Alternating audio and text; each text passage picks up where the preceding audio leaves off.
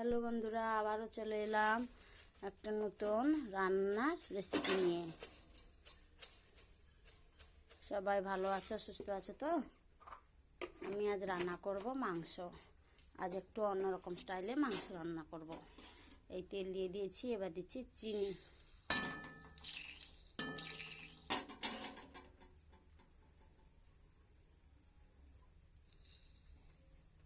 চিনিটা পেকে উঠলে তারপরে আমি দেব পেঁয়াজ।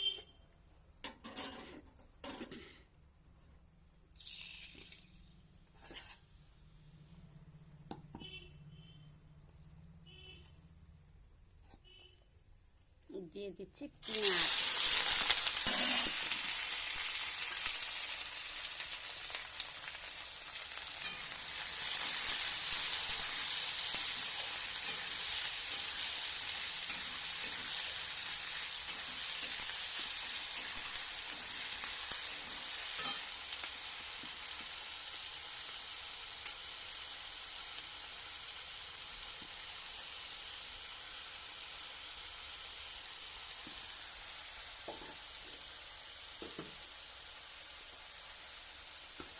আজকে আমি এই ভেজে নিচ্ছি পেঁয়াজটা ভাজা হতে থাক, আমি কিছু কথা বলে নিই, কিছু দেখি নিই। এই আমি কেটে রেখেছি আলু, এই ধুয়ে রেখেছি মাংস। এইগুলোকে আমি আজ কিছু মশলাপাতি দিয়ে মাখাইনি। আজকে এমনি আমি রান্না করব কড়াই মশলা দিয়ে। আজ অন্যরকম স্টাইলে রান্না করছি। তো আলু ভাজিনি, মাংসতেও তেল মশলা নুন কিচ্ছু মাখাইনি। আজকে কড়াতে সব কিছু দিয়ে আমি রান্না করব। পেঁয়াজটা ভাজা ভাজা হয়ে এসছে, আর একটু ভাজা হোক।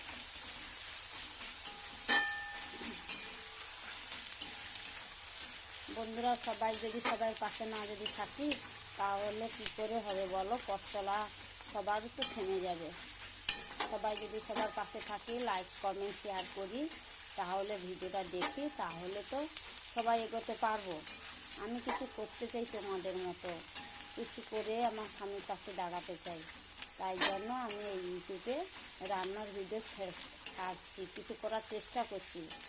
আপনারা না যদি পাশে থাকেন তাহলে কী করে হবে?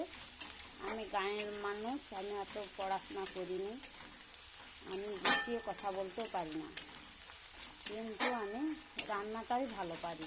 তার জন্য আমি চেষ্টা করছি এই রান্না দিয়ে কিছু করার জন্য। তোমরা আমার পাশে যদি থাকো তাহলে আমি নিশ্চয়ই কিছু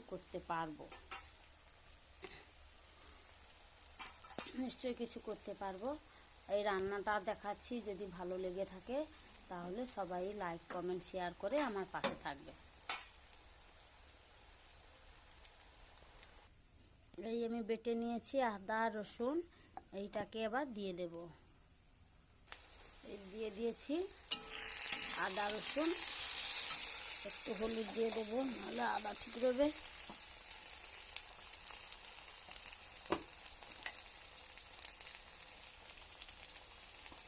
একটু হলুদ দিয়ে দিলাম, নাহলে আদা ঠিক রবে, তার জন্য একটু হলুদ দিয়ে দিলাম।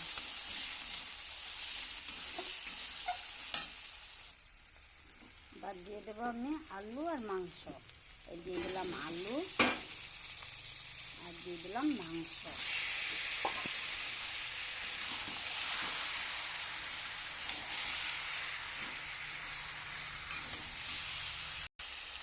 এই দিয়ে দিয়েছি আমি পরিমাণ মতো নুন, দিয়ে কষাতে থাকবো। আমি বলেছিলাম না আজকে অন্যরকম স্টাইলের মাংস রান্না করবো, তার জন্য নুন দিয়ে দিয়েছি, কষাতে থাকবো। আমার এই মাংসটা কষানো হয়ে গেছে, আমি এবার দিয়ে দেবো মশলা। আগে দিয়েছিলাম 1 চামচ হলুদ, এখনও আবার দিয়ে দেবো এই হলুদটা, আবার 1 চামচ ভর্তি করে হলুদ দিয়ে দিলাম। একটু কম কম দিয়েছি বলে দুবার দিলাম। আবার দিয়ে দিচ্ছি লঙ্কা গুঁড়ো। যে যেমন ঝাল খায় তেমন পরিমাণ মতো মাংস আলুর ওজন দেখে সেরকমই মশলাটা দেব।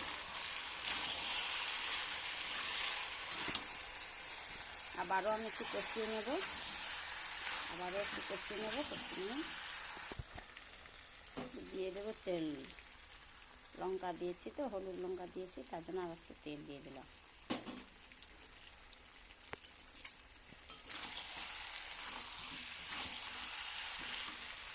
কষানো হয়ে গেছে, আর একটু কষে নিয়ে আমি জল ঢেলে, মাংসটা কষানো হয়ে গেছে, এরকম কষানো হয়ে গেছে। এবার আমি ঢেলে দেবো জল।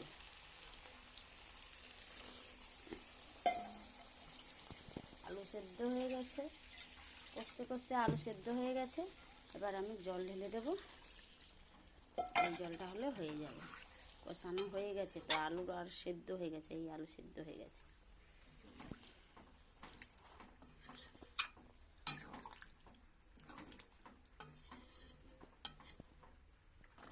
কীভাবে ফুটছেন দেখুন, দেখুন বন্ধুরা, এবার ফুটছে, আমার হয়ে গেছে মাংস তরকারি।